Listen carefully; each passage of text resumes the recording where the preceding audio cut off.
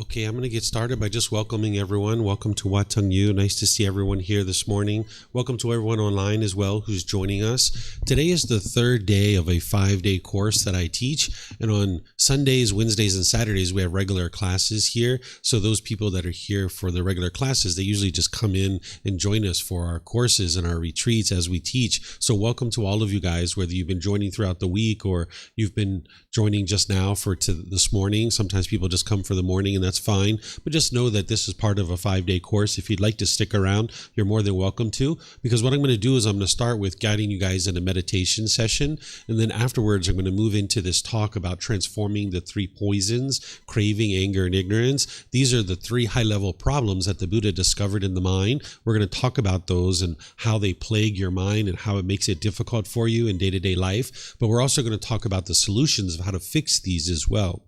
Then we're going to take a mid-morning break, and then we're going to come back and talk about the 5 precepts. These are 5 impactful decisions that you could make either wisely or unwisely that will either lead to wholesome results for you or unwholesome results. We're going to end up taking a lunch break this afternoon, and then when we come back, I'm going to teach walking meditation, which is really good if you have like an overactive mind or lots of energy in your mind. It really helps to kind of slow your mind down and relax it, and help you to focus and have concentration, and ultimately helping you to make your way to enlightenment. Because that's what we do here, is we share teachings based on the original words of the Buddha to help you be able to understand how to get to the enlightened mental state. This is what the Buddha taught throughout his life, is how to train your mind and get to this enlightened mental state. What enlightenment is where the mind is peaceful, calm, serene, and content with joy. By the time you get to enlightenment, you no longer experience any anger, sadness, frustration, irritation, annoyance, guilt, shame, fear, stress, anxiety, loneliness, boredom, shyness, resentment, jealousy. All these feelings and others are completely eliminated from the mind. You'll notice that the mind is focused, having concentration, clarity, and deep memory. And your personal and professional relationships will really be blossoming because you're not being bitter and harsh and hostile in your relationships any longer. Oftentimes people think that anger and hostility is being generated from other people, but in reality, it's actually being generated from within your own mind, and this is why you can actually eliminate it. So I'll teach you guys through the 3 poisons to help you understand where this is coming from.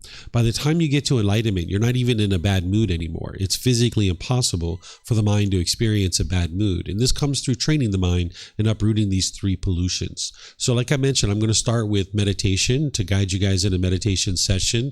The way that we start this is we start with some chanting, and I see some people handed out chanting sheets, so you guys all have these here. It's important to understand that when we're chanting, this isn't a rite or ritual or a ceremony or worship or prayer or anything like this. Sometimes people think that when they see these kinds of things.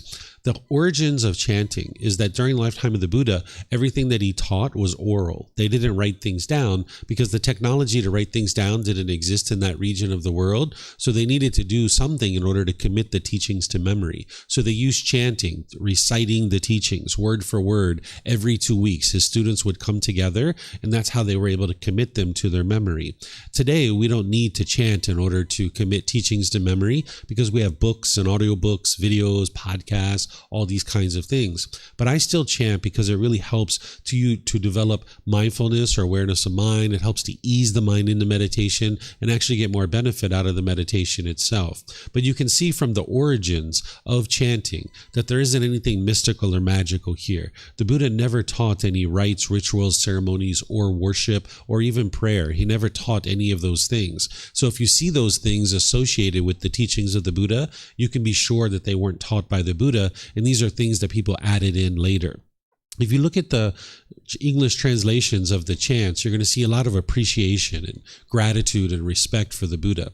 And because of that, I don't think the Buddha even created these chants. They were probably created by his students, either during his life or after his death. Because if you learn from a teacher how to move from this anger and sadness and frustration and all these other discontent feelings to this peaceful and joyful mental state, and it's a permanent mental state that you will experience forever for the rest of this life, then you will will probably have appreciation and gratitude and respect for that person too, because the Buddha didn't want anything from his students. He didn't expect anything from his students. He was just sharing teachings out of the kindness of his heart to be able to help people experience this mental state that he experienced. So these chants most likely didn't even come from the Buddha, because a Buddha wouldn't walk around and say, here, chant these things to me out of respect for me. Show me this admiration, right? That would be ego and arrogance and putting yourself above people. And an individual who's gotten to enlightenment wouldn't put themselves above people and look down on people. That would be judgment of others. And an individual who's enlightened and surely a Buddha wouldn't actually be doing that. So if you'd like to chant along, you're more than welcome to as I'm chanting. After the chanting, I'm going to come in with some guidance to help you guys understand how to meditate while we're actually meditating. It's like essentially giving you instructions in meditation while we're actually meditating. Then there's going to be a period of time where it's just quiet. We're all meditating together. Those of us here at the temple and anyone joining us online will just all be meditating at the same time. I'm sure you'll hear occasional sounds here and there because you can't be in an environment where it's permanently quiet. You'll probably hear a car go by maybe, or a bird chirping, maybe a dog barking. Someone might sneeze or cough or something like this. As long as your mind doesn't crave permanent silence, when you hear a sound, you won't be annoyed, you won't be frustrated. But if you're longing, yearning, and craving permanent silence, you'll be frustrated, you'll be annoyed when you hear a sound. But you live in an impermanent world. You can't experience permanent silence. It's just not possible. So just keep that in mind as you're meditating, that there will be sounds in the environment, but we'll be meditating together. And then we're going to come out of the meditation with some more chanting. And then that's where I'll start today's class, helping you guys to understand the 3 poisons. And if you'd like to stick around longer, you can even learn more beyond that. In terms of your body positioning for meditation, there's 4 positions that the Buddha taught. He taught seated, lying, standing, and walking. And you would learn these 4 positions at different times in your journey to enlightenment. But oftentimes people are learning in the seated position. So I'll just share a little bit of guidance on that to help you guys understand how you could potentially sit. There isn't just one fixed way to sit. You can sit however you're comfortable. Some people sit on the floor. Some people sit in a chair, on a bench, on a sofa or a wheelchair. You can really sit however you're comfortable. So whatever I share with you is just suggestions for you to consider. It's not something that you're required to do. You can sit however you're comfortable. But if you're on the floor, oftentimes people like to have cushions. This will help kind of soften your seat a bit. And then if you bring your legs together in the cross-leg position, you'd probably like to do that just lightly. Whereas if they're real tight, it can impede the circulation and cause pain in the lower body. Some people like to put their legs off the mat. This gets the hips up in the air and it lessens the angle at the hips, the knees, and the ankles and allows the circulation to flow. The Buddha put his right hand over his left with his thumbs together and he put this into his lap. If you would like to do this, you're more than welcome to. But again, it's not about everyone doing it the same way. There's other options here as well. Some people like to put their palms on their thighs. Some people put their palms on their knees or their palms up. Some people just rest their hands comfortably in their lap. So you can do whatever you like with your hands and your arms as long as you're comfortable. And for anyone sitting in a chair or in the sofa or bench or wheelchair or something like this, sometimes people like to put their feet flat on the floor or lightly cross at the ankles. But you can see me, I'm sitting in a chair with my legs crossed. So that's an option as well. And then someone who's sitting in a chair or something like that, you can put your hands wherever you're comfortable. It's helpful if the upper body is erect with the sternum up and the shoulders back, because if you're slouched, the mind will have a tendency to be dull or lethargic. But if you're rigid, the mind could be overactive or uptight. So by having your sternum up and your shoulders back, it'll keep the mind attentive and alert during the meditation, and it'll also make it easy for you to breathe in through the nose and out through the nose, because this is a dedicated, active, purposeful training session where you're eliminating certain unwholesome qualities from the mind and you're cultivating certain wholesome qualities in the mind. So you need your mind to be attentive and alert during the meditation, so it helps to have your sternum up and your shoulders back to accomplish that. So again, I'm going to chant on the way in. You guys are welcome to join, and then I'm going to come back in with some guidance. Arahang Samma Sambuddho Bhagava Bhutang Bhagavanang Apivateyami สวากขาโตมหาเขวัตตาธัมโมธัมมังนามัสสามิสุปฏิปันโนมหาเขวัตโตสาวกสังโฆสังฆังนามามินับโมรัสสะภะคะวะโตอะระหะโตสัมมาสัมพุทธัสสะนับโมรัสสะภะคะวะโตอะระหะโตสัมมาสัมพุทธัสสะนับโมรัสสะภะคะวะโตอะระหะโตสัมมาสัมพุทธัสสะอิติปิโสมหะเขวะ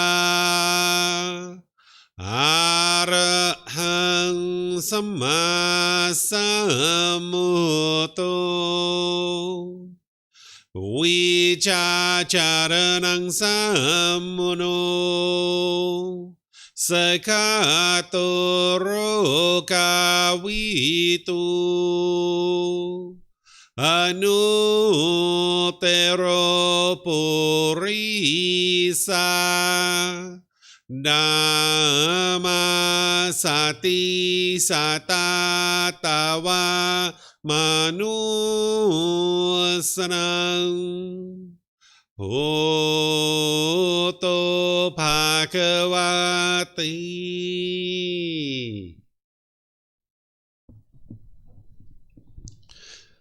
Okay, with the lower body and hands and arms comfortable, and the upper body erect, just close the eyes and start breathing in through the nose and out through the nose. Here you're just looking to establish the breath, a nice, natural, steady, consistent breath. Not forced or controlled, just a gradual inhale through the nose, experiencing the full breath. And then whenever you're ready, exhale out through the nose. Breathing in and out. Breathing in and out. Your breath may not match up with the guidance that I'm providing, and that's okay. This is your practice.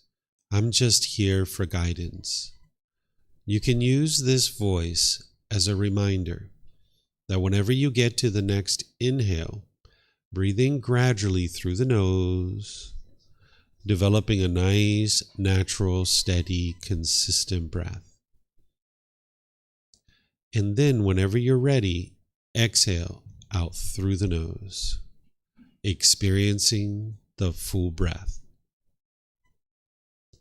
Breathing in and out. Breathing in and out.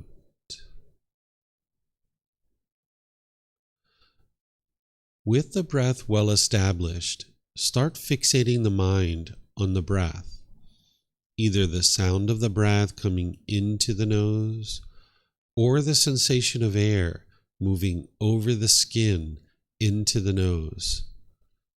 The breath is the present moment. Fixate the mind on the breath, the present moment. Breathing in and out.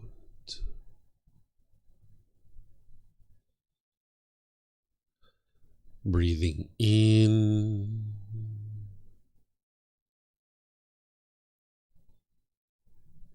and out. With the mind fixated on the breath, whenever you notice that it moves off the breath, cut that off, let it go, and come back to the breath, the present moment. No need to observe the thought, label it, judge it, analyze it, or even try to figure out where it's coming from. Whenever you notice that the mind is moved off the breath, cut that off, let it go, and come back to the breath, the present moment. Breathing in and out. Breathing in and out.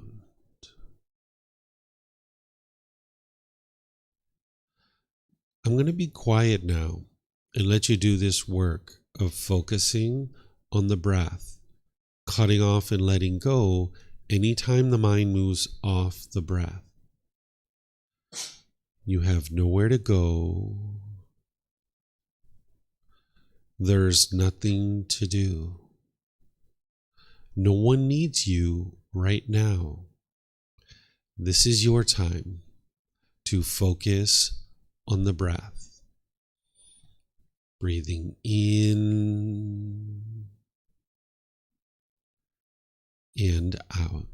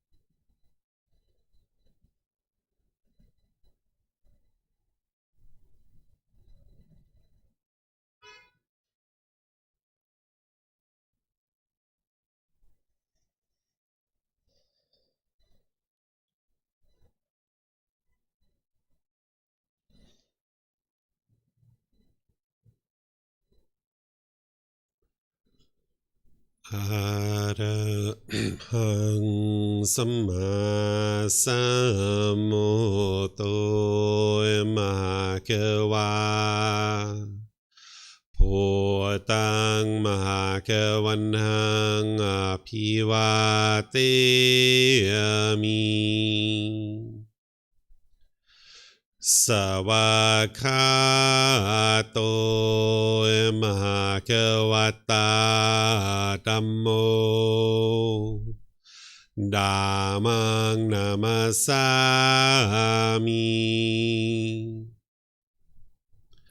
Supatipano Mahakavato Savaka Sangho Sanghang Namami Namo Rasa Bhagavato Arahato Samma Sambuddhassa Namo Rasa Bhagavato Arahato Samma Sambuddhassa Namo Rasa Bhagavato Arahato Samma Sambuddhassa Iti piso Mahakawa Arahang Samma Sambuddho Vicacaranang Sammuno Sakato Rokavitu Anutero Purisa Dhamma Sati Satatawa Manusanang Poto Bhagavati.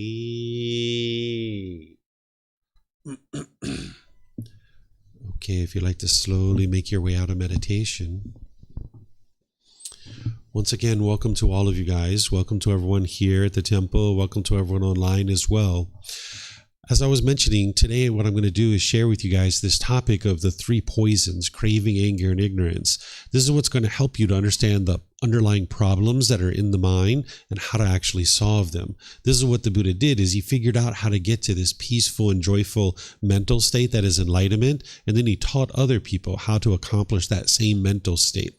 The teachings of the Buddha aren't about believing a bunch of things and then hoping something good happens when you die. Instead, his teachings are about learning now, investigating and examining his teachings, reflecting on those teachings to independently verify whether they're true or they're false, and then practicing his teachings, integrating them into your day-to-day life. And this is where you'll cultivate wisdom to be able to understand the world around you. And now you'll have purified your mind to be able to get to this peaceful and joyful mental state. So as I'm teaching you today, it's important that you don't believe anything that I have to share with you. Don't believe anything I ever talk about. Don't believe anything I ever write in books. Don't believe any of this kind of stuff. Because with belief, you don't know what's true or false. You're just believing it because either someone convinced you to believe it or you convinced yourself to believe it. In order to get to enlightenment, you need to cultivate wisdom. And what wisdom is where you know with 100% certainty what is the truth because you've independently verified it. So what I'm going to be sharing with you today are the three underlying problems that are in the mind, in the unenlightened state, and how to actually transform those and uproot them and get them out of the mind so that then the mind can move closer and closer to this enlightened mental state. And you don't need to believe what I'm sharing with you. Don't believe it. Instead, when I'm talking and I'm explaining to you what these three poisons are and what the symptoms of them are and some of the challenges you experience because of them, you're going to hear me talking about things that you experience in your day-to-day life. Even though I haven't met many of you guys, I can explain to you what it is that you experience on a day-to-day basis, because I know that every unenlightened mind has these three poisons and these three unwholesome roots, these three fires, these three pollutions in the mind. And because of that, you're going to be experiencing similar symptoms as everybody else. So when I'm describing these things, if you're listening with eager ears and you're paying attention to what it is that I'm sharing with you, you'll be able to see some similarities in what it is that I'm sharing with you to what is going on in your own life. And that's how you'll be able to confirm independently that your mind indeed has these three poisons or these pollutions in the mind. And then you'll know what those problems are, so that then you can implement the solutions. Because it's when you implement the solutions that you're going to see the real results. It's through training your mind on a day-to-day basis. So as we go in our talk today, you guys are more than welcome to ask any and all questions that you like. I'm going to be pausing it a few times to open up to see what questions you guys have, because you might need some clarity on what it is that I'm sharing with you. If you're here at the temple and you like to ask questions, we have microphones in the white bowl there in the middle of the room. All you need to do is get a microphone, press the gray button. You're going to see the lights come on, and just hold the microphone up to your chin so we can hear you here at the temple, and they'll be able to hear you online. If you speak here without a microphone, they won't be able to hear you online. And then you can keep these microphones with you, because you might have more than one question, or someone around you might have a question, and you can just share it with the people around you. And if you're not using it, if you could just turn it off, that'll be sure that we don't get any feedback from the speakers into your microphone. And then anyone who's online, if you would like to ask questions, you can put that into Facebook, YouTube, or Zoom, or you can raise your hand electronically in Zoom, unmute your microphone, and then you can ask your question that way.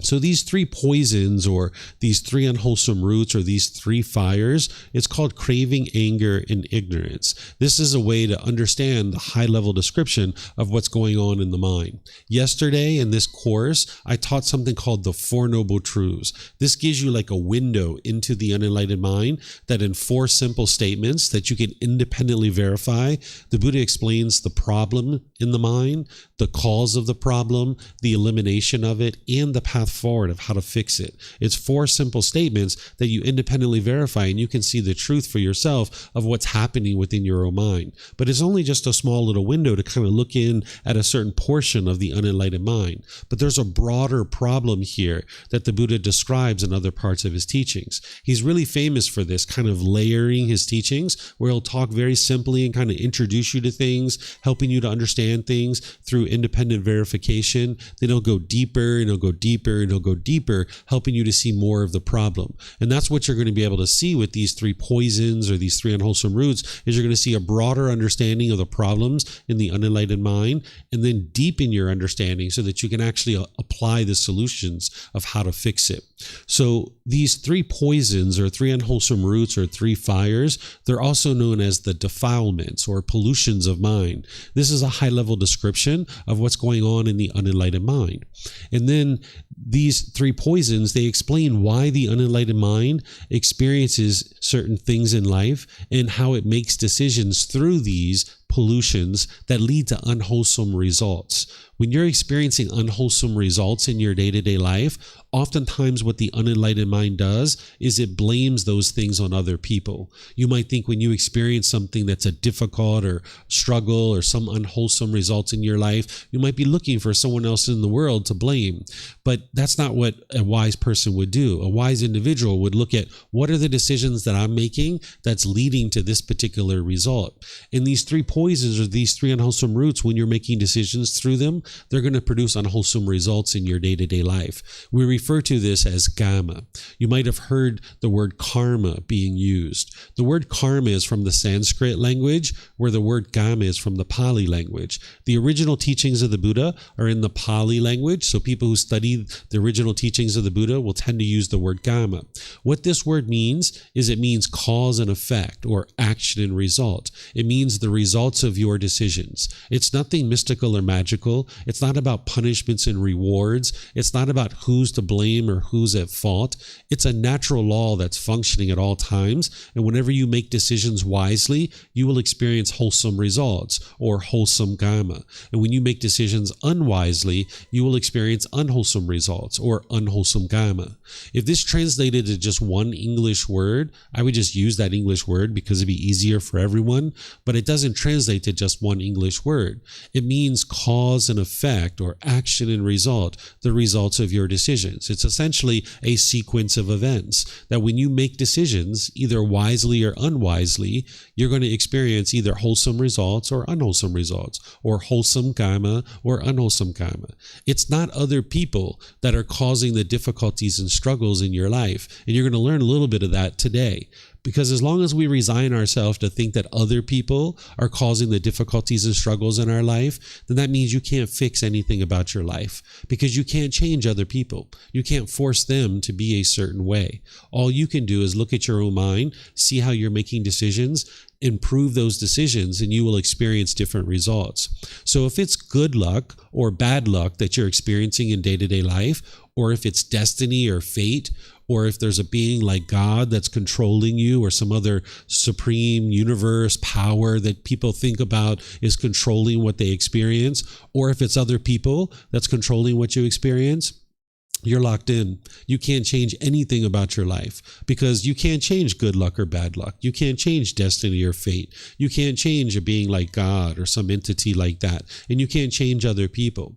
But when you come to understand that what you experience in your day-to-day life is based on your own decisions, now understanding that if there's anything that you don't particularly care for that's happening in your life, all you need to do is cultivate wisdom, make different decisions, and you will experience different results. And this is how you change and transform your life. And part of that transformation is to eradicate these three poisons, or these three pollutions, out of your mind. Because whenever you're making decisions through craving, anger, and ignorance, it's going to produce unwholesome results or unwholesome karma. So the Buddha guides you in understanding these problems in the unenlightened mind through craving, anger, and ignorance, and then he provides you the solutions to antidote this, or remedy this, or uproot this out of the mind. And that's what we're going to be focusing on throughout today's class. The antidotes to these three poisons, or these three unwholesome roots, or three fires, they're referred to as the three wholesome roots. Because whenever you're making decisions through the three wholesome roots, it will produce wholesome karma, or wholesome results in your day-to-day life. So what I'm going to do is I'm going to first share with you what these three poisons are from a high level, and then we're going to go into each one in detail, and I'm going to explain to you the solutions of how to fix it. But first, let me just explain it to you from a high level so you get the big picture view before we go deeper down into it. We refer to these as craving, anger, and ignorance, or some people refer to them as greed, hatred, and delusion. And there's other ways that people will refer to these as well. Essentially, what it's describing is these three pollutions that are in the mind and how it motivates unwise decisions. What craving or greed is, it's this longing and yearning. It's wanting things to be a certain way. It's the mind craving permanence. It's like an unquenchable thirst that the mind has, where it's longing and yearning and chasing after the objects of your affection. The unenlightened mind, with its craving, desire, attachments, thinks that something external is going to provide lasting satisfaction, so it will chase after it and chase after it and chase after it and chase after it. And if you get what you want, you'll experience happiness, like pleasant feelings, like happiness, excitement, elation, thrill, exhilaration, euphoria. But if the mind doesn't get what it's craving and longing, yearning for, it will experience painful feelings like anger, sadness, frustration, irritation, annoyance, guilt, shame, fear, stress, anxiety, because the mind's not getting what it wants, so it experiences these painful feelings. What the mind's doing is it's craving permanence, and it's thinking the way to get to something that feels comfortable is to seek that externally. So the mind will chase and chase and chase, craving this permanence. So for example, if you see that it's sunny outside, you might get so happy or excited. But then when that changes and now it's raining or there's some other weather event, you'll maybe get frustrated or agitated or annoyed. That's because the mind is craving permanence, wanting things to be a certain way. And again, if the mind gets what it wants, it gets pleasant feelings like happiness, excitement, elation, thrill, exhilaration, or euphoria. But if the mind isn't getting what it wants, it gets painful feelings like anger, sadness, frustration, and others. And you can verify this in your life, and you can see how this is actually happening. And now when that anger is arising, it's very painful for the mind to experience this. And the mind typically attributes these painful feelings of anger to something external. And this this is where you might be pushing people away out of your life. You might be pushing friends or family away, trying to get them out of your way because you think that they're the ones who are actually causing your anger. So you might have pushed people away out of your life at this point, like your friends or your family, thinking that that's going to solve the problem. But you can see that that didn't solve the problem because you still get angry. You still get frustrated. You still get annoyed. If they were the real problem, when you push them away, you'd stop getting angry. You'd be peaceful and joyful from that point forward. But you can see that that's not the real problem. Or when that cravings, desires, attachments are in the mind and you're not getting what you want and that anger is arising, you might be bitter and harsh and hostile towards people through your intentions, your speech, and your actions. It's almost like an animal growling and roaring at another individual. It's like the mind is trying to fear others into doing things your way, because the mind thinks if I can just get people to do things my way, it'll be perfect, because you'll get those pleasant feelings when things are done your way. But you can't live life like this. You can't be harmonious with all people when you're being bitter and harsh and hostile to others, trying to force them or control them to do things your way. Or the third thing you'll do when you misunderstand what's going on here is that when this anger is arising due to the craving, desire, attachment, is you might put your expectations on people, and you might try to control people and force them to do things your way. And people might be doing these things to you too, right? So as long as you have these cravings in the mind, in some cases, you're going to get what you want, and you're going to be happy about that. You're going to be excited. You're going to have pleasant feelings. But because you live in an impermanent world and you can't always get things your way, then sometimes you're not going to get what you're craving, what you're longing, yearning for, and therefore the anger and the other painful feelings are going to be arising. And when this anger is arising, you'll tend to push people away, or you'll push the situation away. This is called aversion. Or you'll be bitter, harsh, and hostile towards them, or you'll put your expectations on them. And now in this situation, you can't live harmoniously with all people. And you're going to have broken relationship after broken relationship after broken relationship. And where this is all coming from is this third poison, or this third unwholesome root, or this third fire, which is called ignorance or delusion.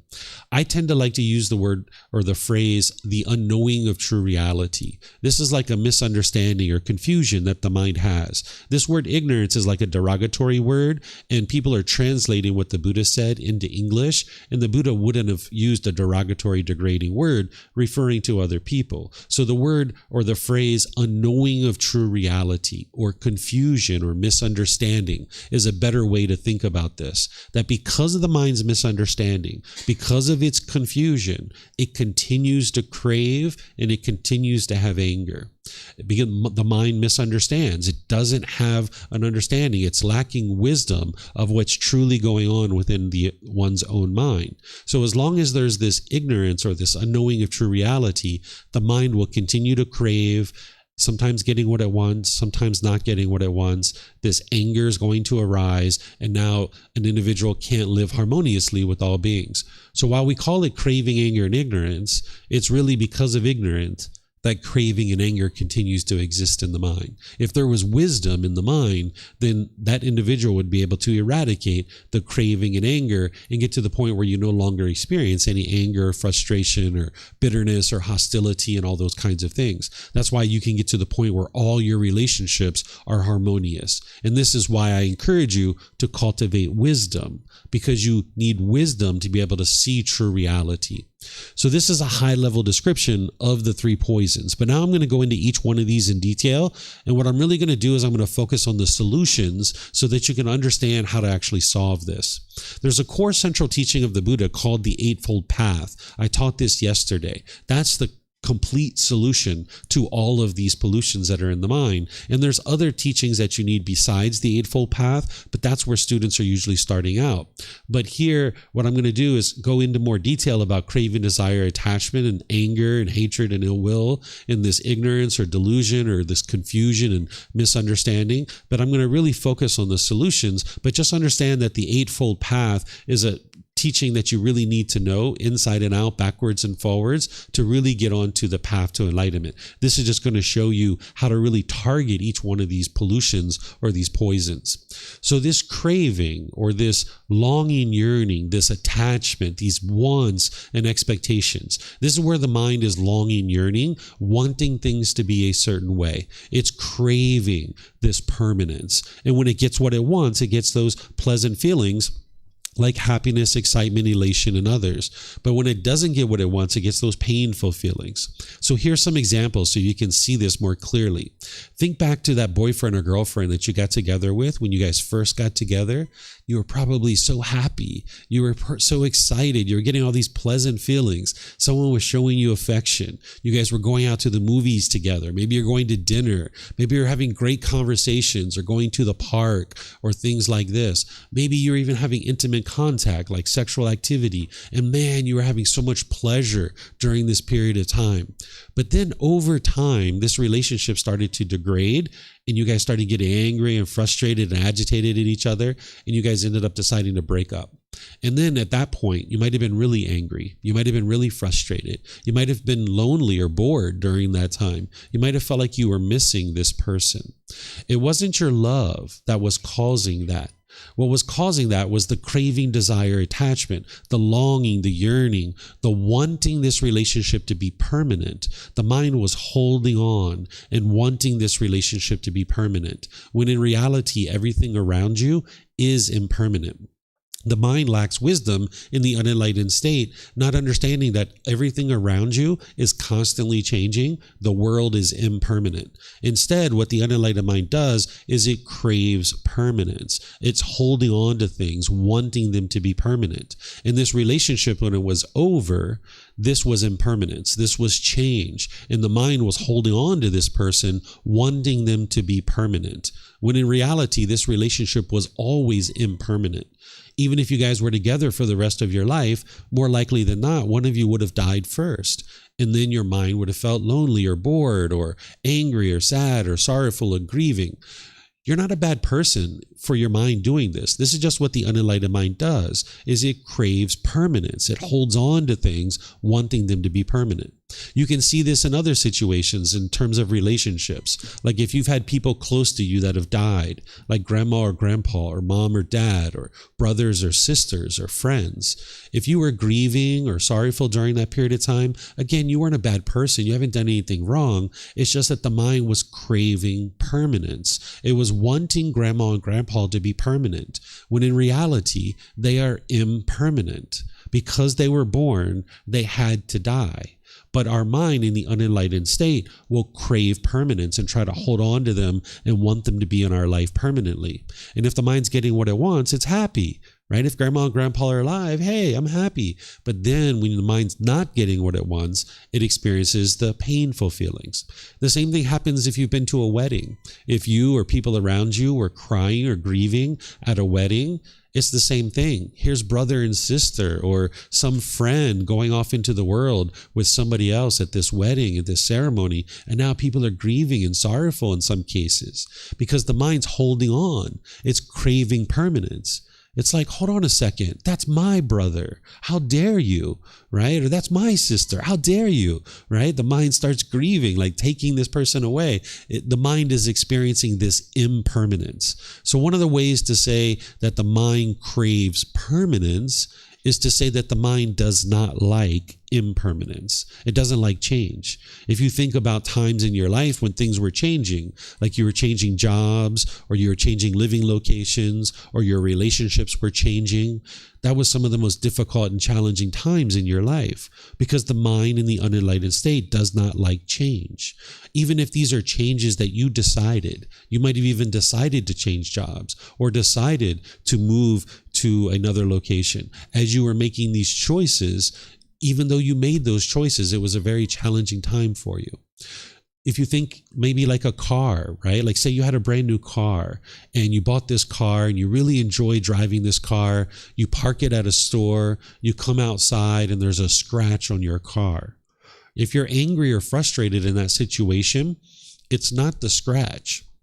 And it's not the person who scratched your car. That's not what's causing the anger or frustration. What it is this craving, desire, attachment. This mind is craving permanence, wanting this car to look permanently beautiful, when in reality, you live in an impermanent world. Things are constantly changing. Now, when we walk through parking lots, we aspire not to scratch other people's car. That's wise. But the fact is that this car is going to get scratched. It's only a matter of time. The paint's going to fade. The upholstery is going to get ripped and torn. And if our mind craves permanence, when we're experiencing impermanence, the mind doesn't like it. And that's where those painful feelings are coming in. So you can see this to be true for yourself. Right? You can look at your own life and your own situations. You can see in situations where you've been angry or frustrated or agitated, you can take a moment right now and think about it. Might have been this morning or yesterday or last week where you were angry or frustrated or annoyed. Look at that situation with these fresh eyes, with this new wisdom. What is it that your mind was craving?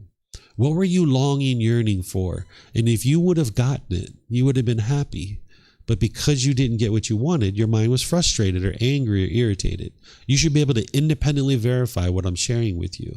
And if you can see this, you can have a real breakthrough to finally understanding that it's not other people who are causing you to be angry and frustrated. And the beauty in this is that if you can see this with your own eyes, then you can start working on the solution. But as long as you go around blaming other people for your anger and your frustration, you'll never actually solve it. You'll just be angry and frustrated and annoyed the rest of your life. But when you can have a real breakthrough to seeing that it's your own mind that's causing these feelings, now you can implement the solutions and you can actually fix it. You can get to the point where you never experience anger anymore, that it's physically impossible for you to experience this. And this comes through training of the mind. So when you learn that what's the underlying problem here is the mind craving and holding on, wanting things to be a certain way, then you understand the solution is to let go, right? You can think about times where, let's go back to the boyfriend or girlfriend. Let's think about this situation. When you guys broke up, initially you might have been angry or frustrated or lonely or bored or missing this person. But at some point, your mind was like, you know what? If he wants to be with someone else, so be it. And you let him go. Or you're like, you know what, if she wants to move to another part of the world, so be it. And you let go. And when you let go, that's where your mind regained its peacefulness. You no longer had that loneliness and boredom related to this person anymore. You are no longer angry or frustrated because your mind let go. But your mind doesn't know how to let go in the unenlightened state because it's holding on and it's craving permanence. So that's where these solutions come in. The breathing mindfulness meditation, which we just did this morning, it's training your mind to let go. That's what it's doing. That when you're focused on the breath and your mind moves off the breath and you cut that off and let go, that's training your mind to let go. The goal of this meditation isn't to eliminate your thoughts. The goal is to notice your thoughts sooner and sooner and to let them go easier and easier. So if 10, 15, 20 different times during the meditation, you had to let go, let go, let go, this is really good training for your mind. So that now in day-to-day life, when you're noticing the anger starting to arise, you can cut it off and let it go. And if you do that enough, eventually you'll transform your mind and you won't ever experience anger ever again. But like I mentioned, it's physically impossible for an enlightened being to experience anger. So breathing mindfulness meditation is really targeting these cravings, desires, attachments, training the mind to let go so that way your mind knows how to do that. And eventually you'll get to the point where your mind's never holding on, craving permanence. And then the other thing that you can be practicing is generosity. Generosity is the giving and sharing of more than is strictly required in any given situation without any expectation of anything in return, such as your time, your effort, your energy, and your resources. As you're giving and sharing, your mind is learning how to let go. Because when you have craving, desire, attachment in your mind, you'll be somewhat selfish. You'll hold on to things. Kind of like an animal hoards food, a human being in the unenlightened state will tend to hoard things. You'll hold on to your resources and your time and the things that are going on around you. You'll just hold on and hold on. You'll find it very difficult to share with other people in certain situations. So when you're practicing generosity, you would like to practice where you don't have any expectation of anything in return from anybody else. You're just giving and sharing and helping helping other people. And you can do that from the middle way. Whereas if you were sharing extensively, you wouldn't have the resources that you need to sustain your life. But if you're never sharing, then your mind's going to be quite selfish. So there's this middle way where you can be gradually sharing your time, effort, energy, and resources with others. You can do simple things. Like say you're going into a store and you notice there's some people behind you and you're opening the door for yourself, might as well hold the door for the people behind you too. But remember, you need to do this without any expectation of anything in return. If you're standing there holding the door, expecting a thank you, and they don't say thank you, you're going to be frustrated. You're going to be irritated or annoyed, right? Because your mind has an expectation. You're craving for every single person who walks through this door to say thank you. That's the mind craving permanence. And the way I know that your mind does that is because that's what my mind used to do. I used to stand there and hold the door and expect a thank you, right? And then if they walked through and they said thank you, I was happy. And if they didn't walk through and say thank you, I was angry and frustrated, right? But each person who walks through, they're not going to say thank you because of impermanence. The world is impermanent. Maybe you say thank you when you walk through the door, but not everybody's going to do that. Some people are so caught up in their own thoughts that they're thinking about what they need to buy out of the store. They're not even going to see you standing there holding the door, right? So if you're holding the door, you need to do it without any expectation of anything in return, not even a thank you, because not everyone's going to say thank you. Practicing generosity is to enhance the quality of your mind. That's it. That's the only thing that you should be focused on is that, hey, let me do this because it's going to enhance the quality of my mind. So you can give and share in lots of different situations. Like say you're at the market and you're buying some fruits, right? And maybe you're buying yourself some mangoes or coconuts or bananas or something like this. Hey, toss a couple extra ones in there for your mom or dad or your brothers or sisters or your coworkers or your friends or something like that. You can make it really easy for yourself where you don't have to go way out of your way in order to actually do something in terms of practicing generosity. So if you gradually implement the breathing mindfulness meditation and the generosity into your life, slowly but surely, your mind will learn how to let go. And you'll see that your discontent feelings gradually diminish. There's no magic pill here. There's no magic potion. You can't snap your finger and instantly become peaceful and joyful. It took the Buddha 6 years to get to enlightenment. So it's going to take you some time to gradually train your mind to do this. But when you start putting together more and more of these practices and practice this better way of life that the Buddha taught, gradually, slowly but surely, your mind can be trained to no longer experience these discontent feelings. And these are the two techniques that are really targeting these cravings, desires, attachments. Because what your mind's going to do is you're going to feel painful feelings like angry and frustrated or other discontent feelings. You're going to be like, what do I need to fix this? More money. That's what I need. Let me get some more money. And you might chase money for a while. And then you get some money and you feel happy temporarily, but ultimately that fades away and you're not happy anymore. And you're like, what do I need to fix this? A new boyfriend, a new girlfriend. That's what'll fix it. Let me chase and get one of those. And now you chase one of those. And now you get that. And then you're happy temporarily, but then it fades away. And then you're like, what do I need? A new house. Let me get a new house. Now you chase that for a while. Or, maybe a new job. That's what'll fix it. Let me chase a new job. And this is what the mind's doing with its craving. It's like an unquenchable thirst. But you can learn how to practice this middle way where you gradually work towards your goals, objectives, or interests through wise decision making, where you're not chasing and forming your inner feelings on things, but you're also not all the way over here on the other side where you're dull and lethargic and you're not paying any attention to the things that are going on in your life. Because if you sat around and you were dull and lazy, you're not going to feel peaceful and joyful there either. So there's this middle way where you're not chasing and you're not dull and lethargic sitting around, but you're gradually working towards your goals, objectives, or interests. And training your mind is going to help you to be able to do that. So it's breathing mindfulness meditation and generosity that's going to help you to accomplish this. And your frequency of these is more important than the amount. So like say somebody was going to donate $500 a year to an orphanage in order to help an orphanage. Well, they could do that once a year, but that's not going to have the same effect as if they gave like $1 a day, because each day their mind has to let go, let go, let go, let go. So frequency with meditation and generosity is more important than the duration or the amount. So do you guys have any questions on the first poison? Yes, ma'am. Remember, if you guys could use the microphones, that'd be great. And for those of you online, you can put your questions into Facebook, YouTube, or Zoom, or raise your hand in Zoom if you'd like. Hello. Hey, hello, David. I have a question. Like, is it possible we can balance the cravings and let go? And I want to share an example of my friends. Maybe I'm not sure whether it's appropriate. I have a friend. She's a beautiful girl. And I see she has cravings to date many boys.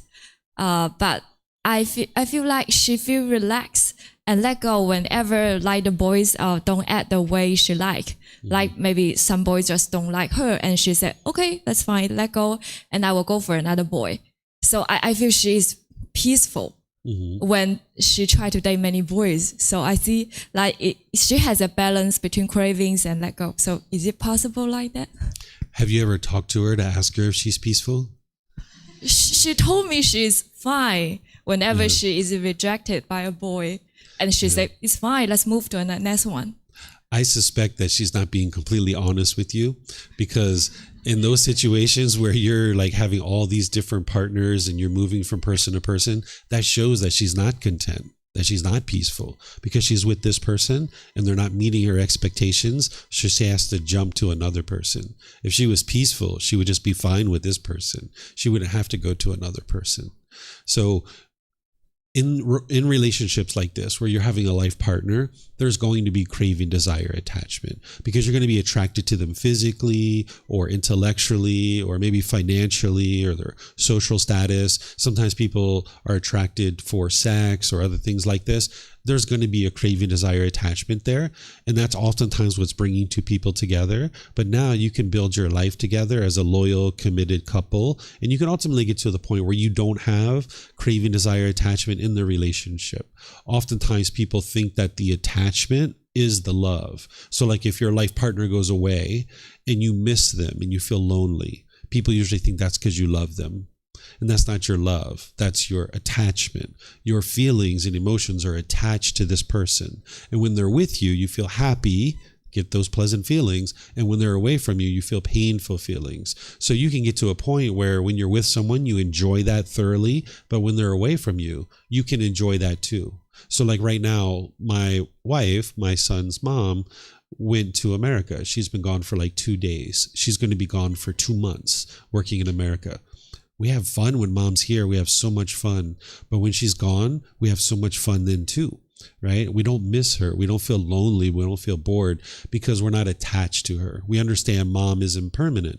My wife is impermanent. Sometimes she'll be here. Sometimes she'll be away. That's normal. But when the mind is craving permanence, it's going to experience those painful feelings. So in her mind, she's craving permanence. She's wanting a certain partner to be a certain way.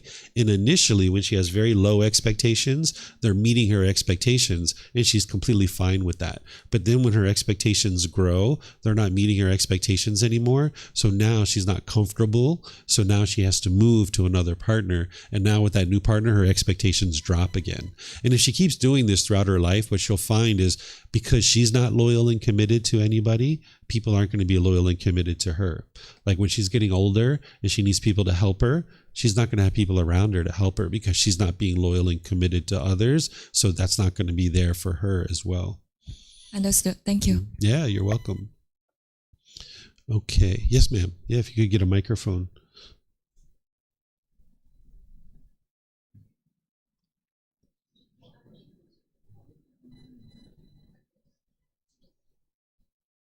Is that okay? Okay. Thanks, David. Thanks for your sharing. And I have 2 questions.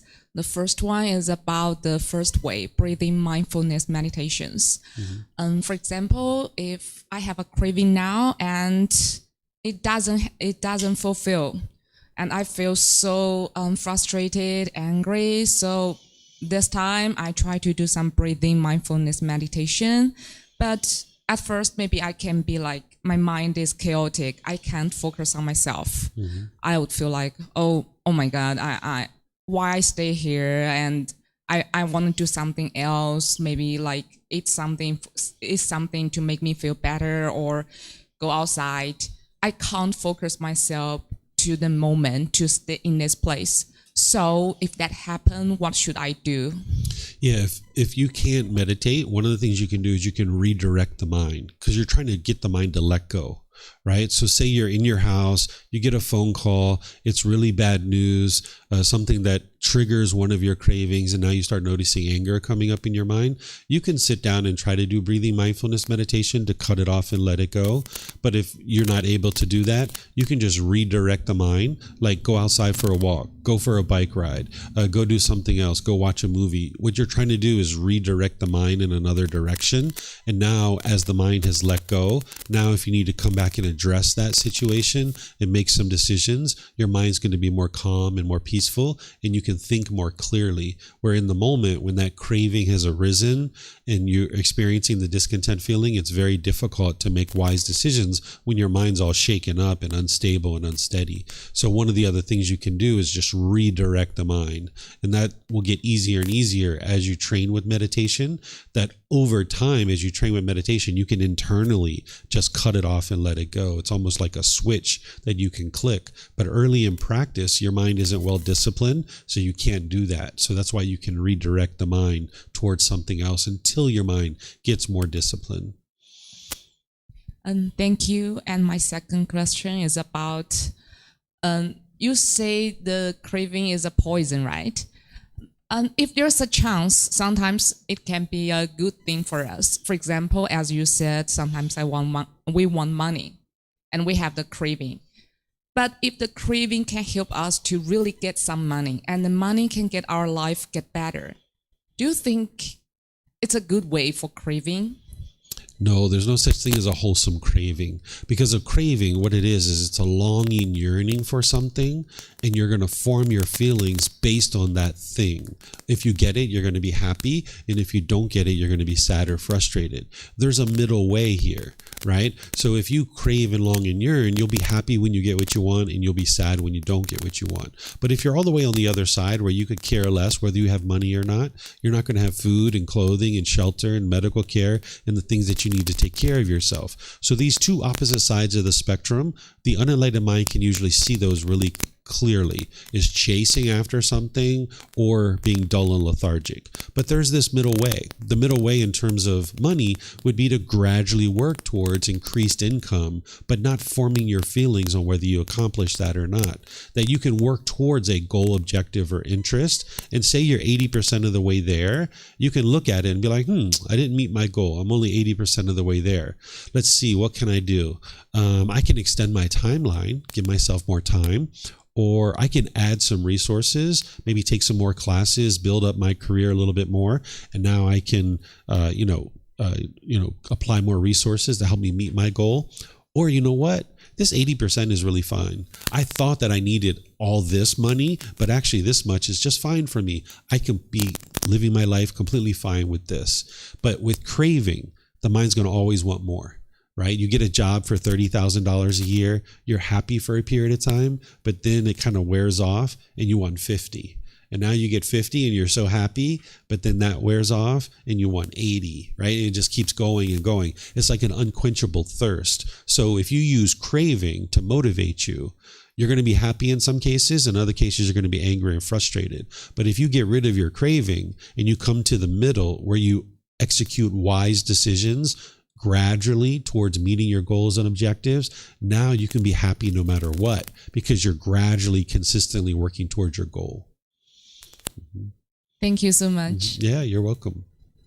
Okay, so let's go to the next one. Now that you understand craving, desire, attachment, what this is where your mind is getting happy when you get what you want, and you get sad or frustrated or some other painful feeling when you don't get what you want. And part of that, what is arising, is anger, right? This bitterness, this hostility, this harshness, this animosity towards others. And when this is arising, it's very painful in the mind. And the mind will typically attribute this to something external, because the mind firmly believes in the unenlightened state that something external is causing you to be angry. You might be blaming your mom or dad or your brothers or sisters or your boss or your coworkers, thinking that they're the ones who are causing you to be angry. But all it is your mind isn't getting your cravings fulfilled. Whatever you expected, whatever you wanted, you're not getting it. So now the mind is getting angry or frustrated. And when this is occurring, you'll typically push people away or push the situation away. This is called aversion. Or you'll be bitter, harsh, and hostile with people through your intention, speech, and actions. And this will damage the relationship because it's being unskillful. Or you'll put your expectations on people, controlling people, trying to force them to do things your way. And in this situation, you can't live harmoniously with all beings. So the first thing is to understand that it's not other people that are causing you to be angry. You need to be able to independently verify that through looking at your own life and look at your own examples. Because I'm sure you've been in arguments before with people where you've been adamantly trying to convince them that what they were doing was making you angry, and they have to stop doing what they are doing, or else you're going to continue to get angry. This is your cravings. This is your longing, yearning. This is your mind wanting everybody to do things a certain way. And not everyone's going to do things your way in the world. That's your way of doing it. But see, your ego in there, where you have arrogance and ego and pride and measuring and comparing and thinking that you're above people, perhaps, you might think your way is the right way and everybody else's way is the wrong way. And when they do it your way, it's the right way, and now you're happy. But when they don't do it your way, you might think that it's the wrong way, and now you're angry or frustrated. But you need to understand that there's always more than one way to do things in the world. It's not just your way. So when you come to understand that different people are going to be doing things differently in the world, and that's okay, that's impermanence, now you can start to learn that that anger that you're experiencing, it's coming from your cravings, your longing, your yearning, your wants and expectations. And you're going to need to learn that different people in the world are going to do things differently. And the way that you can transform this anger, hatred, and ill will towards others is to practice loving kindness meditation and practice loving kindness in your day-to-day life through your intention, speech, and actions. Loving kindness meditation is a different type of meditation where you're rewiring your mind to be loving and kind with all the people around you. It's essentially like filling up your gas tank to the point where your mind is permeating with loving kindness, and now you can go out into the world and you can be loving and kind through your intention, speech, and actions. Because as long as you're bitter and harsh and hostile through your intention, speech, and actions, that's the way people are going to be with you. Think about the relationships that you have the most struggles with, where you're bitter, harsh, and hostile. Those people are bitter, harsh, and hostile with you too. Because whatever you put out, that's what's going to come back to you. So you're going to need to transform your mind to perform better, so that then in these relationships, you can improve the way you function. And slowly but surely, the people around you will function differently. Because oftentimes when we're having struggles in relationships, we want the other people to change. I did this growing up. I had a lot of resentment and hostility in my mind towards my mom because I really wanted my mom to be a certain way, and she wasn't that way. So when I was growing up, I had a lot of bitterness and hostility in my mind, and I kept wanting mom to change, but she would never change, right? So then when I started understanding these teachings, I decided that I was going to change. I was going to fix my mind, and I started training my mind. And when I started training my mind, that's when things in our relationship improved. Because when mom and I got together, it was only a matter of time before fireworks went off, right? Like she would pick up the rubber ball of anger and she would throw it around the room, and I would pick up the rubber ball of anger and hostility and I'd throw it around the room, and we'd have all these rubber balls bouncing around the room. But when I started training my mind with loving kindness meditation, and I started being loving and kind with mom, when she would pick up the rubber ball of anger and throw it around the room, I would just watch it lose its energy and it would roll to the corner. I didn't pick up the rubber ball. I just stayed calm and peaceful. And it was mom that was being angry and frustrated. And she could see more and more clearly that it was her mind that was being angry. But as long as I was angry right along with her, she couldn't tell that it was her mind. So when I stopped being angry and bitter and harsh and hostile, she could see that it was her mind that needed to do the work. So I had already done that work. So slowly but surely, as I changed my mind, it changed the relationship. So there's certain relationships in your life right now that maybe there's a lot of bitterness and harshness and hostility in it, and you're not committed to the relationship, and you might need to move on. You might need to just let go of that relationship and move on from the relationship. And you'll know that best of what those situations are. But then there's probably a second type of relationship where you're more committed and you're more loyal in that relationship. You really would like to see this relationship work. You're going to need to do some work on your mind, and then you're going to need to do better in these relationships so that the other person can see that you're calm and that you're peaceful, but it's their mind that is angry. And then there's a third category of relationships where these are people you haven't even met yet. You don't even know what their names are. And if you train your mind with loving kindness, you'll only ever be loving and kind in those relationships. And now that's all that will come back to you.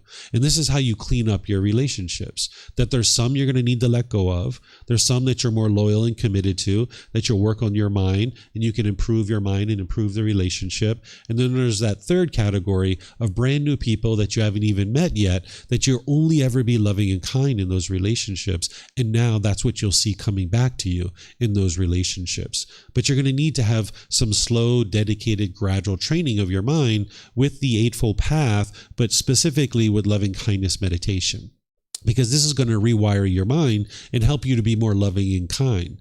What loving kindness is where you have a genuine interest in seeing all beings be well, where you have active goodwill towards others. Sometimes what people think is that if you agree with someone, then you can love them.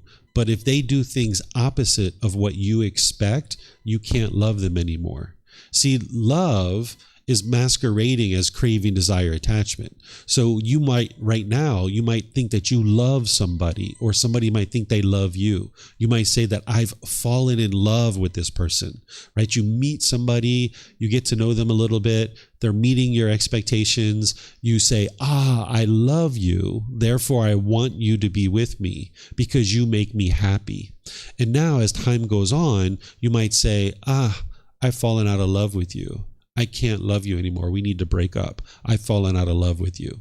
This isn't actually love. There might be love in there, but that's not the actual love. That's the craving, desire, attachment masquerading as love. What the mind's saying is, if you do what I want and you do what I expect, I will say I love you and I will function as if I love you. But when you stop doing things my way and the way I want you to do it, I don't love you anymore. We have to break up because I've fallen out of love with you. Well, you haven't fallen out of love with them. What's happened is they're not meeting your expectations anymore. They're not doing what you want them to do. And now you're saying, I got to go away from you. This is the mind pushing them away. This is the aversion. So when you understand that that's not the love, that's craving, desire, attachment, that's I love you, therefore I want you to be with me because you make me happy. That's attachment. That's craving, desire, attachment. That's my feelings are attached to you. If you're with me, I'm happy. And if you're not with me, I'm not happy. What you would like to get to is unconditional love, where you can love this person unconditionally. This over here, even though there's no such thing as called conditional love, that might be what we call it. That is, if you meet my conditions, if you do what I want you to do, I will say I love you. But if you stop doing what I want you to do, I don't love you anymore. That's conditional love, even though there's no such thing. But we might call that conditional love. Over here, what you'd like to get to is unconditional love, where you love all beings unconditionally, that they don't have to do anything in order for you for them to earn your love. So therefore, you can't fall out of love with people. So for example, I love all of you. I love you as you are, right? I would have a genuine interest in seeing you be well. I don't want anything from you. I don't expect anything from you. I just love you as you are. And then as you ask me questions and you're interested in these teachings, I will help you because I love you, because I have a genuine interest in seeing you be well. You haven't earned my love, so therefore there's nothing you can do for me to stop loving you. I don't suggest you do this, but if you went outside today and you murdered someone and you called me from jail and you said, David, I need your help. Can you come talk to me and help me with some teachings of the Buddha? I'd say, sure, where are you? I'll come see you, right? So I can separate the choices and decisions somebody makes from the person themselves.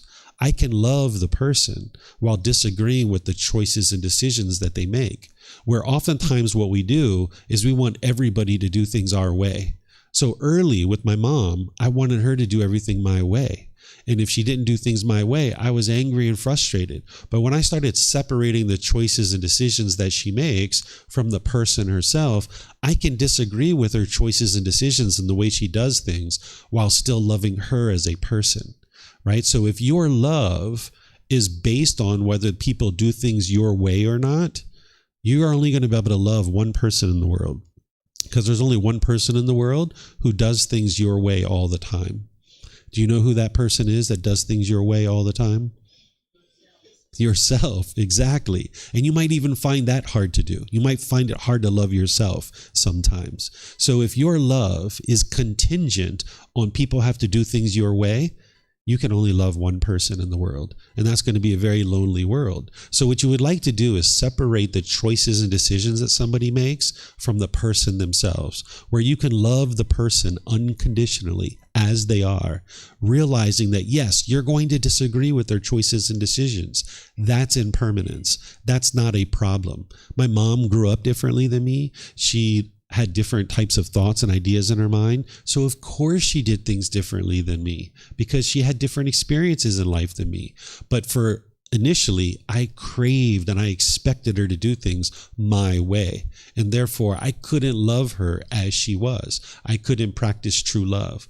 But slowly but surely, as I rewired my mind to understand loving kindness, and I was able to permeate that in the mind, then when I was around mom, I could be loving and kind in all situations. And now, with my anger being gone, now she could see that, and now we got to a better and better place. My mom died in 2017, but probably for the last, I would say, 10 years, 15 years of her life, we didn't argue. We weren't upset with each other. We only had kind and loving words towards each other.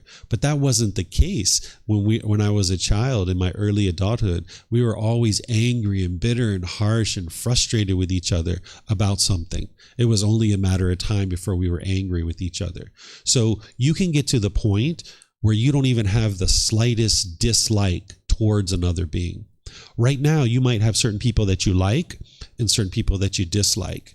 But you need to understand that that dislike is coming from your own mind. It's not coming from other people. If people meet your expectations and they do things your way, you like them.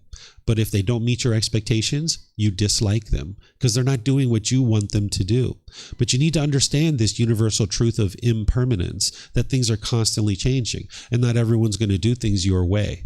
So if you can only like people who do things your way, again, you can only like one person in the world, right? Because it's only a matter of time before one of your friends or family members or coworkers does things differently than you. It's only a matter of time because not everyone does things exactly the same way. So you might have people that you like and people that you dislike. But when you get rid of these expectations, this craving for permanence, wanting people to be a certain way, you can like everybody and just understand that, of course, people are going to do things differently than you. That's normal. That's impermanence. So this loving kindness meditation and practicing loving kindness in your day-to-day life is what's going to allow you to do this, where you can be loving and kind with everyone around you. So do you guys have questions on the anger, hatred, and ill will? Yes, ma'am.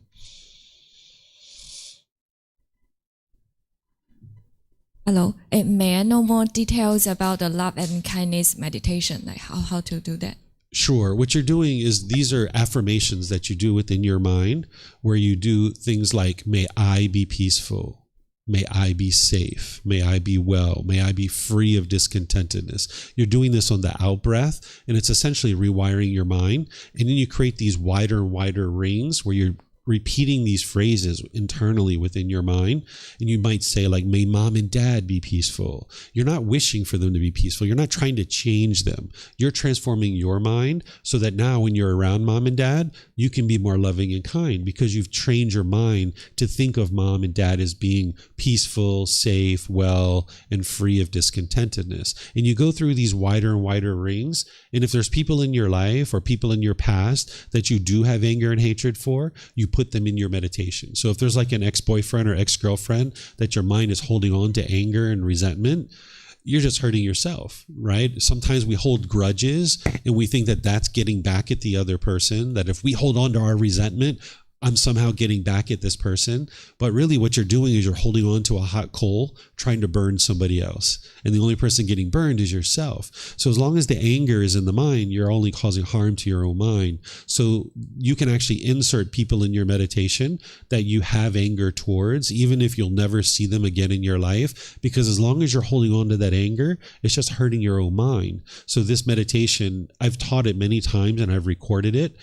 So you can watch one of the YouTube videos or take one of the courses or retreats where I teach it, and it trains your mind to eliminate your anger. But you need to develop your breathing mindfulness meditation first. That's what's important, to start with that one. Maybe like a month or two, do breathing mindfulness meditation, and then bring in the loving kindness meditation. So it's like you still do the sitting meditation, but just bring these words in this process, right? You can do it in the seated, lying, or standing positions, but what you're doing with the mind is slightly different. So I need to teach it to you fully. It takes me about 30 minutes, 45 minutes to teach it to you, but you could watch one of the videos, or we could have a personal guidance session or something like this. I have podcasts as well that you could learn from. Mm-hmm. Yes, ma'am.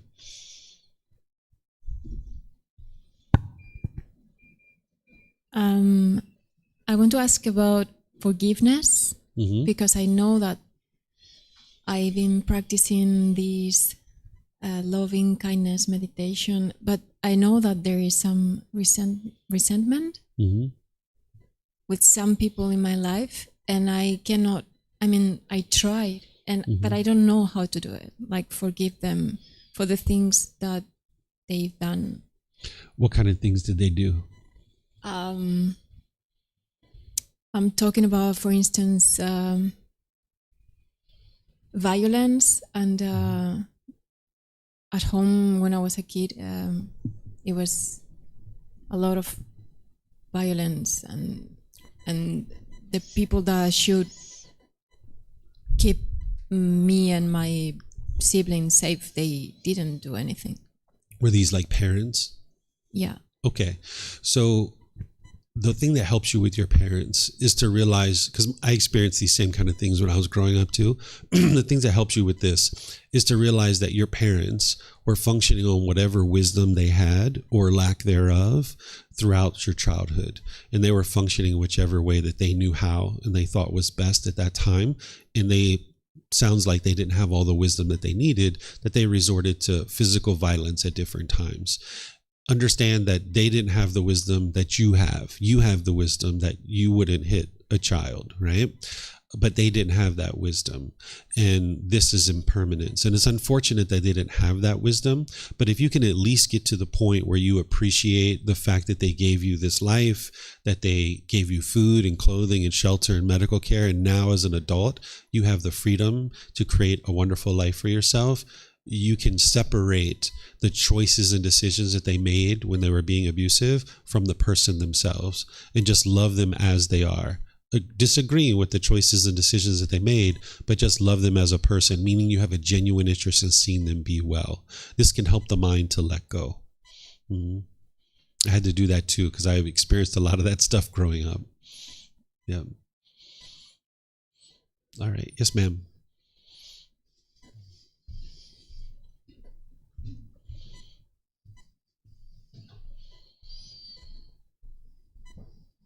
Hello, and the lady just shared about the experience when she was a child.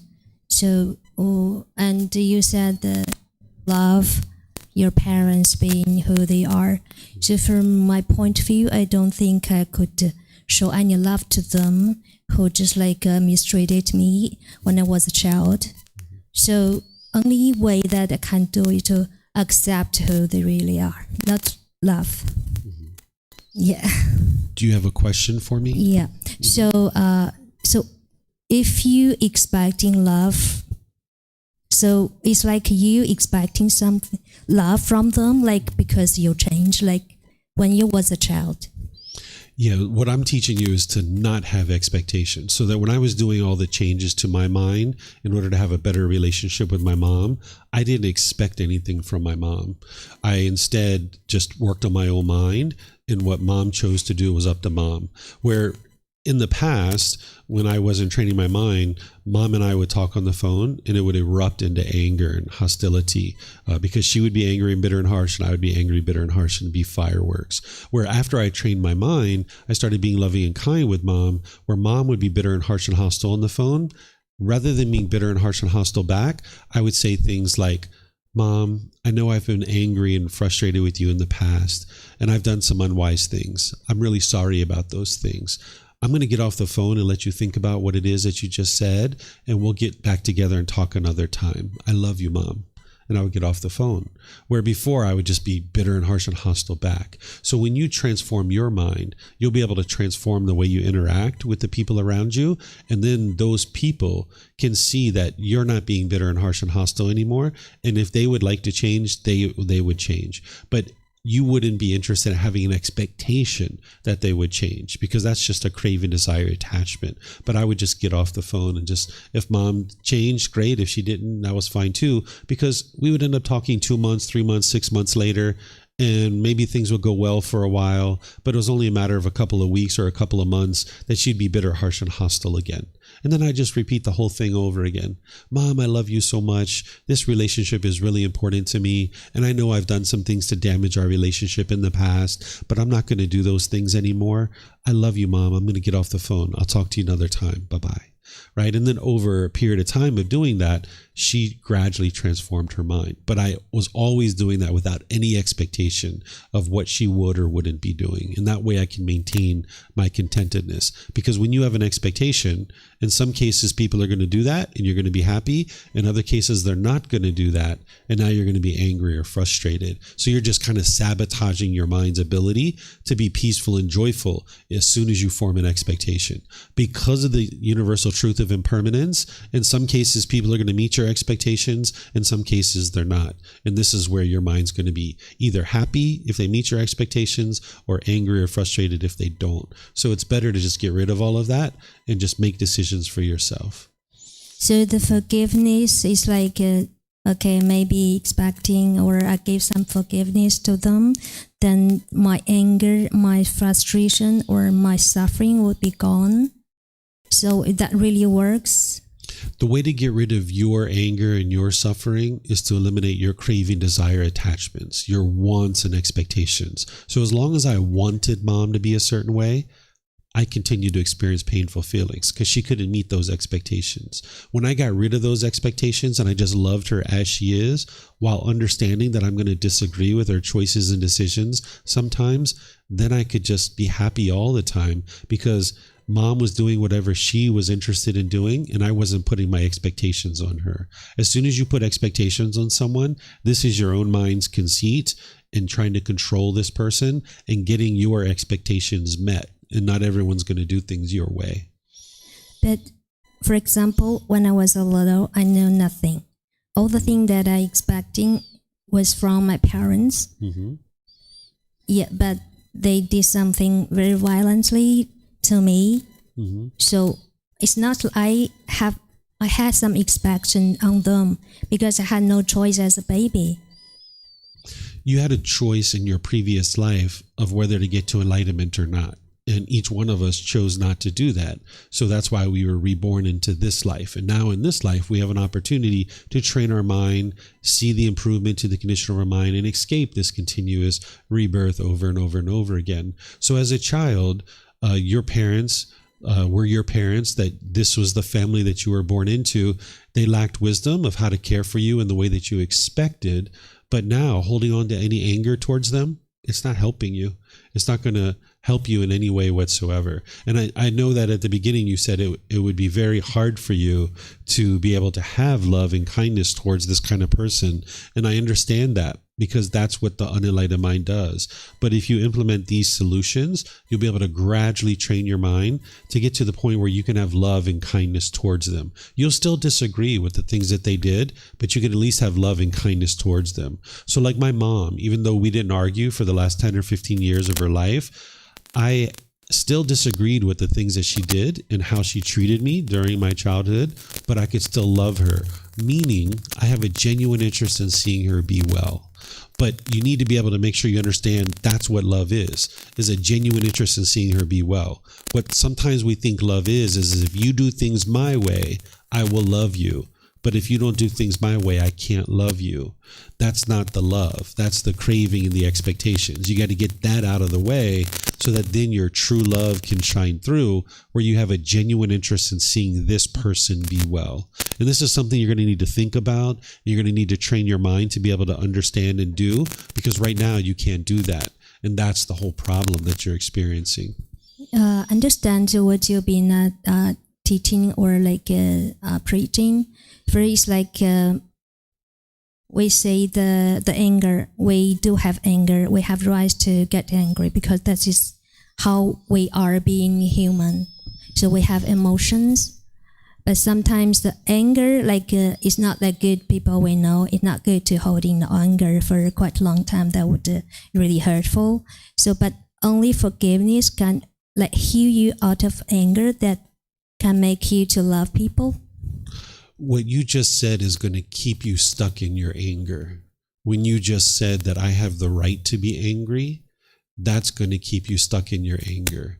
Because the mind thinks that I'm justified in my anger, and this anger is coming from this other person, and I have a right to be angry. What I'm teaching you is that anger is actually coming from your own mind, and when you're able to see that, then you can actually eradicate the causes and conditions that are producing it, so that you can get to the peace and the joy. As long as you think you have a right to be angry, you're going to keep holding on to that anger and experiencing it over and over and over again, and your mind's just going to keep experiencing that pain. I mean that, but you don't have to experience that pain over and over and over and over again. So I have right to be angry, because as human emotions, one of human emotions, I sometimes get angry and accept my anger, my emotions. That's only one step that I accept being myself, that I can improve myself next. But my question was only holding on anger, you want people to get out of the situation for being angry. So would be the way to show your forgiveness to the people who have been hurt you badly or violently? You don't need to actually forgive anybody, because other people aren't causing you to be angry. It's your own mind that's causing the anger. That's what I think you're not understanding. That it's your own mind that's causing this anger. Yeah, understood. Hold for on. Sure. If you're going to understand, you have to allow me to talk. But if you would like to talk, and maybe we'll talk privately. I think that's better, because I can kind of see your mind. Why don't you come up after deeper. Class, and we'll talk after It's okay. class. Yeah, thank you. I really appreciate that, and all the people who share their experience as well. Yeah. Thank you.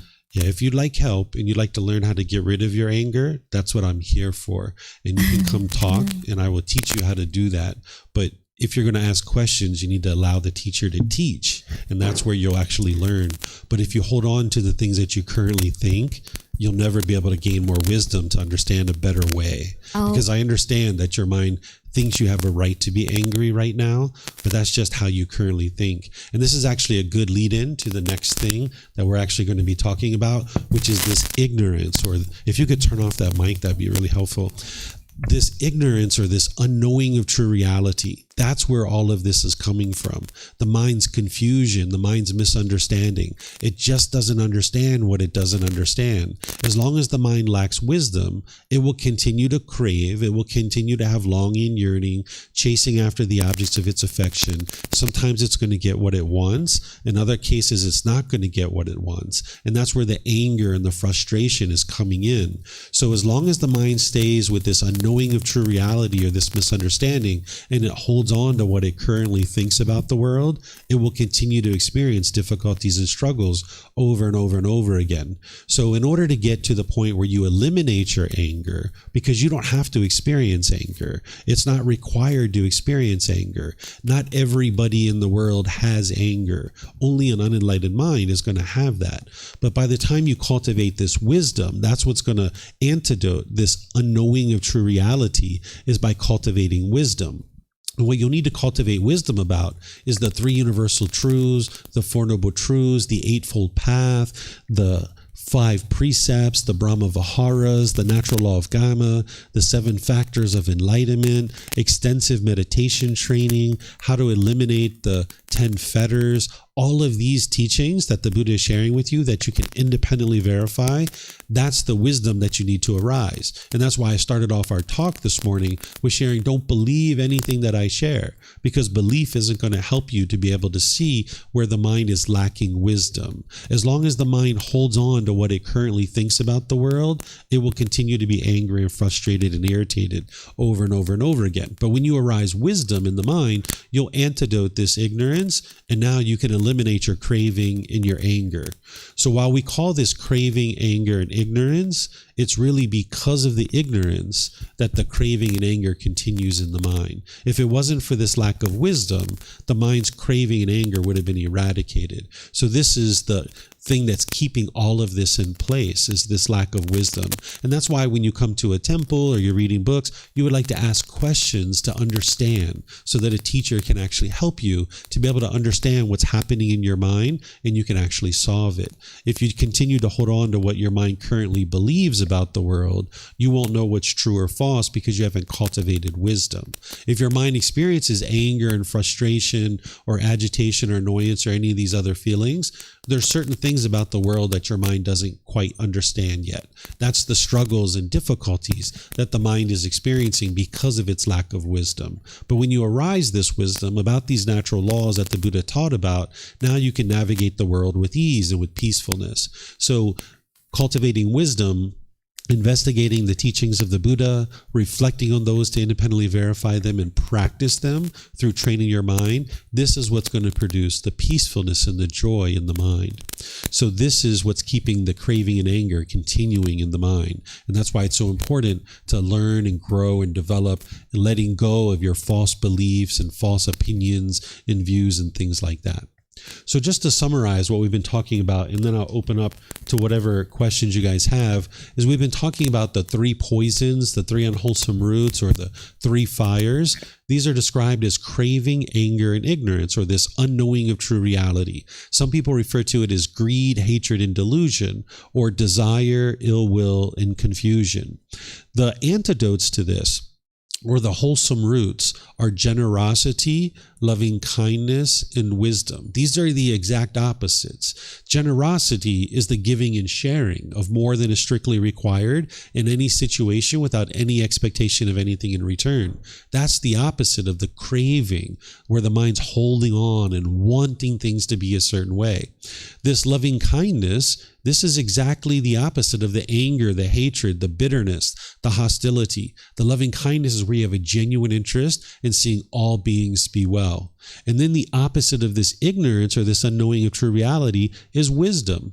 So when you make decisions through generosity, loving kindness, and wisdom, it's going to produce wholesome results in your life. But as long as you're making decisions through the selfishness of craving, through the anger, the bitterness, the hostility, or through the lack of wisdom, this ignorance, it's going to produce unwholesome results in your day-to-day life. So there is this better way of life through transforming the mind that you can learn and you can gain wisdom about. And through eradicating these 3 poisons, bringing in the 3 wholesome roots, that's what's going to produce wholesome results in your day-to-day life. So do you guys have any questions on this? You have a question?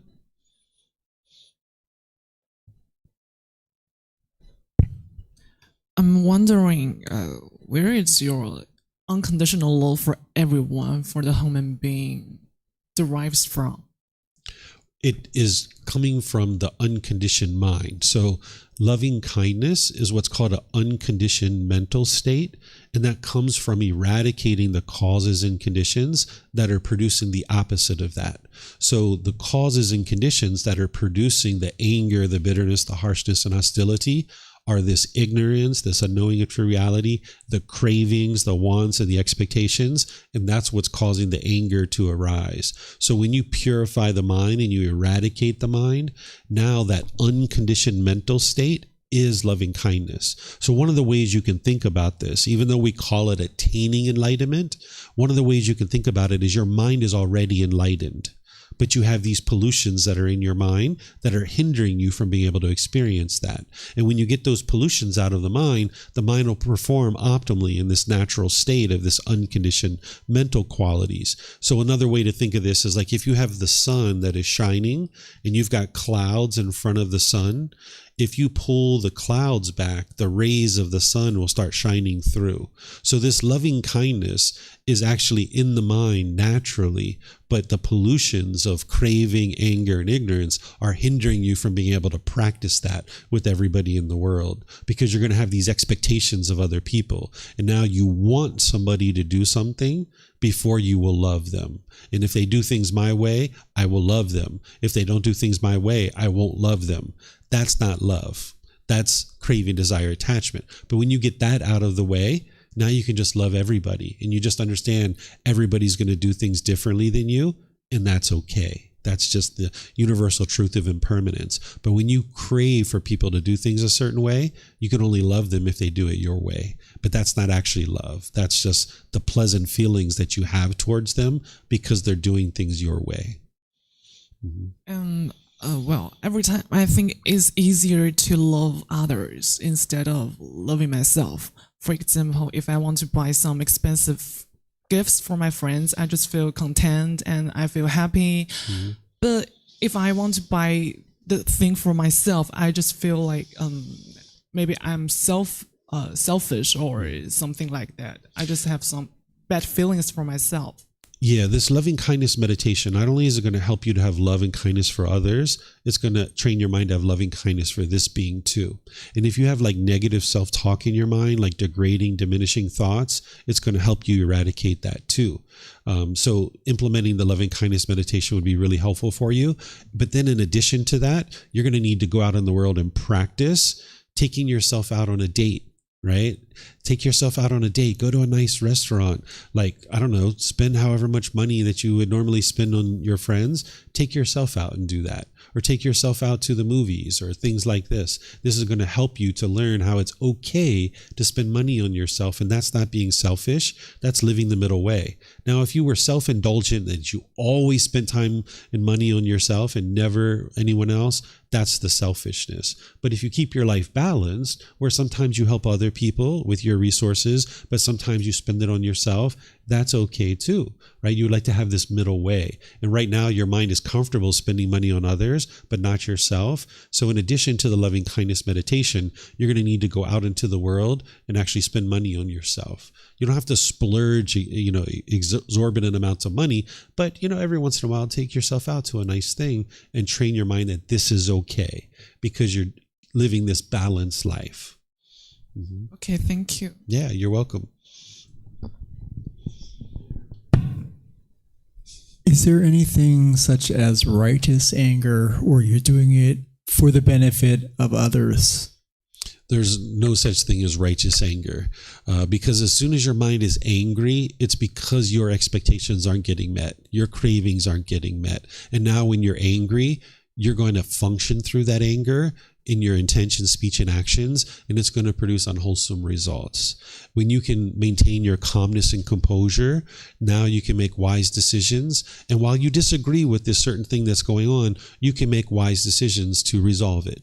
So like when my son comes home with bad grades, for example, I don't get angry at him. I don't get frustrated at him. I just say, looks like you got some grades that we need to talk about here. Let's discuss this. What's going on here? Why did this happen? What is it that you need from me to be able to help you to overcome this? Whereas if I was angry and bitter and harsh with him, it's not going to solve anything. So whenever you're angry or bitter or harsh or hostile, you're just making unwise decisions within your own mind, and it's going to produce more unwholesome results. But when you can maintain your calmness and composure, you can use wise decision making, you can use your wisdom to resolve whatever challenge is in front of you. What about the monks that are meditating, and then they have the monk will hit them with the rod or something to keep them awake? That's not from the Buddha. That's from Zen teachings. The Buddha never taught that. And that's the challenge is nowadays you're going to see so many misunderstandings in the world where people are doing things that they're calling Buddhism, but that's not actually what the Buddha taught. So you'll never see the Buddha ever hit anybody with a stick, because that would be wrong action, like you learned yesterday, harming somebody else through their physical body, their material possessions, or their reputation. You're never interested in harming anyone. So the idea that you're falling asleep in meditation and I need to hit you with a stick, no, you need to learn how to deal with that. Either switch positions on your own or get some sleep, like we talked about yesterday. You need to make those decisions, because otherwise your practice is now attached to me. Yeah, like if I'm not there to wake you up, then you're falling asleep. No, you need the wisdom of how to deal with that on your own, so your practice isn't attached to me. So that's how the Buddha taught. Question. Thank you so much. You've been teaching because I've been here for a couple of times. It's very supportive, very helpful. My question is, does trying to avoid the craving, anger, and the ignorance bring your peace of mind in your life? Yes, it's not avoiding these things, it's eliminating them from your mind. Right now, the unenlightened mind is going to have each one of these poisons. That's why I explained some of the symptoms and some of the challenges you'll experience if you have these. So that way you can confirm that your mind definitely has these. Then you know that, I can be confident in implementing this solution because this person just explained to me what I'm experiencing. And that means he must understand the problem. And now here's the solution. Because that's what the Buddha did, is he figured out what these problems were and he figured out what the solution is. And once you eradicate these and uproot them and eliminate them out of the mind, that's where the brightness and the radiance come shining through. So that analogy that I just gave with the sun and the clouds, these three poisons are the clouds. And when you peel away the clouds and get rid of them, now the brightness and the radiance of the enlightened mind can shine through. And that's where the mind will be completely peaceful and joyful. Yeah, I agree. I definitely agree with your teaching. So, for example, from my point of view, I think maybe anger or craving may not be a good thing. But actually, if assume that is really bad, it's like trauma, a traumatic disease into your body, then you have to get fit by doing something, then you'll be healthier. So the anger should be be accepted in some way to heal it. Then we next step then. So that is my point of view. I mean, lots of teaching of Buddhism, I definitely agree and very appreciate that supportive and inspirational ideas. But from some point of view, I have some disagree with it. Of course you disagree with these teachings. That's why your mind's currently unenlightened. That's why you still experience anger and frustration. But what's important, one second, what's important is when you come to the temple, that if you're going to come here to learn, be sure to learn. Because right now what you're doing is you're expressing your views and opinions about the world. And people haven't come here to listen to your views and opinions about the world. And if every single person did that, we'd be here for 5 days hearing everybody's views and opinions. So if I was you, if you really would like to get rid of your anger and your frustration and all those other discontent feelings, I suggest you come to a place like this with an open mind to learn. Because your mind right now doesn't understand what I'm teaching, and you're not going to agree with these things because you haven't spent the time to investigate it and train your mind. And I see you reaching for the mic again. I would just encourage you to put it down, because if you keep sharing your views and opinions, you're not going to learn anything. And you're here at the temple to learn instead of sharing your views and opinions. Okay? All right. Other questions? Anything else you guys would like to ask? Okay, so what I'm going to do here is I'm going to take a break. It's now 11 o'clock. I'm going to take a 20-minute break, which will take us up to 11:20. And when we come back from break, I'm going to teach you the 5 precepts. The 5 precepts are 5 impactful decisions that you can make either wisely or unwisely that are going to lead to either wholesome results in your life or unwholesome results in your life. If you've learned that the Buddha taught no killing, no stealing, no sexual misconduct, no lying, and no intoxicants, this isn't actually the Buddha's teachings. He didn't teach that way. That sounds like a bunch of rules and commandments. It sounds like black and white, I'm going to use the original words of the Buddha to help you guys understand this topic. And then I'm going to relate it to day-to-day activities and decisions that you're going to make. So I'll share with you guys what exactly the Buddha taught on these 5 important topics. And then I'm going to show you how to apply it in your day-to-day life. So if you'd like to come back, you're more than welcome to. I understand that some of you guys might have been here just for the morning. And if that's the case, it's been wonderful to spend this time with you.